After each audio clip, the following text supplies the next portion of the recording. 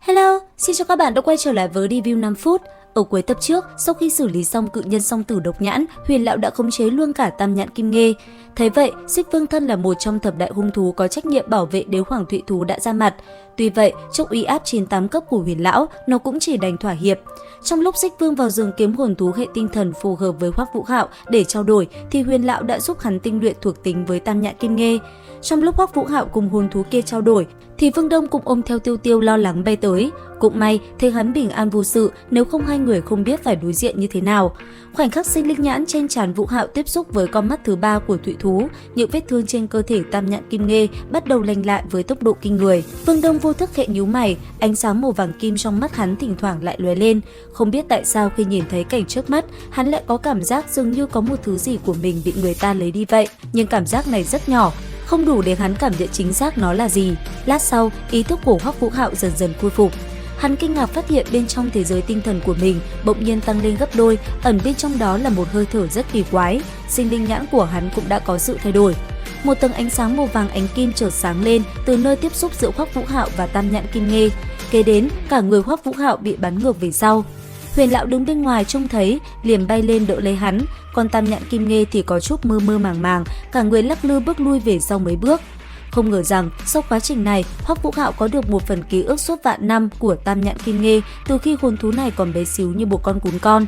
Trái lại, thụy thú lại biết được toàn bộ trí nhớ của Hoắc Vũ Hạo, dù trí nhớ của hắn chỉ vỏn vẹn không đến 13 năm, nhưng có thể xem là đầy dẫy khó khăn. Mỗi năm trôi qua đều là cuộc sống lận đận gian khổ. Đúng lúc này thì Xích Vương đã quay trở lại, Huyền Lão cũng giữ đúng lời hứa thả thụy thú ra rồi nhận lấy hồn thú trên tay Xích Vương. Sự việc đại thành, bốn thầy trò lập tức trở về học viện, nương theo bóng lưng họ rời đi, thụy thú nhớ lại ký ức của Hoắc Vũ Hạo rồi thầm cảm thán, thì ra con người cũng không dễ dàng gì. Nửa tiếng sau, Hoắc Vũ Hạo đã có mặt ở Hải Thần Đảo, Huyền Lão lập tức thúc giục hắn mau hấp thu hồn hoàn của Tử Linh Bái Vạn Năm. Tuy nhiên, khi Huyền Lão nhìn thấy Mục Lão thì vô cùng thất kinh, khí tức trên mệnh trên người ông vô cùng yếu ớt. Sau đó, Mục Lão cũng buồn bã giải thích, Mã Tiểu Đào chạy rồi, là chúng ta quá sơ suất, có kẻ đã động tay lên phong ấn khiến con bé có thể chạy thoát. Sau khi các ngươi rời khỏi, học viện đã bị kẻ địch tấn công, ta và chư vị Túc lão buộc phải ra ngoài nghênh chiến. 11 kẻ đến đây đều là tà hồn sư, trong đó có tới 4 phong hào đấu la. Xem ra chuyện mà ta lo lắng nhất đã xảy ra rồi, tà hồn sư cũng đã thành lập một tổ chức thuộc về bọn chúng. Chuyện của Tiểu Đào trước hết đừng cho Vũ Hạo biết. Hiện tại, kế hoạch cực hạn đam binh cũng nên bắt đầu thực hiện thôi. 3 ngày sau, quá trình hấp thu hồn hoàn và minh tưởng của Hoắc Vũ Hạo cũng đại thành, có thêm hồn kỹ thứ 3, hồn lực của hắn đã nhảy vọt lên 32 cấp đỉnh phong. Hắn vội đi khoe với Mục Lão, nhưng khi đối diện, hắn biết sinh mệnh lực của sư phụ đã cạn kiệt, Mục Lão cũng không muốn giải thích gì thêm về tình trạng của mình. Trầm ngâm một lát, ông lên tiếng nói, Vũ Hạo, từ giờ chính thức bắt đầu quá trình tu luyện với tốc độ cao, con có vũ hồn cực hạn, đồng nghĩa với việc tương lai của con sẽ vô cùng rộng lớn, nhưng trên vai con sẽ gánh thêm nhiều trách nhiệm nặng nề. Con có được vận mệnh lực từ đế hoàng thụy thú, cũng có nghĩa vận mệnh đã chọn lựa con, tương lai của con là không chỉ bảo vệ học viện Sử Lai Khắc và chấn hưng Đường Môn nữa, con phải vì hòa bình của đại lục mà cống hiến hết mình.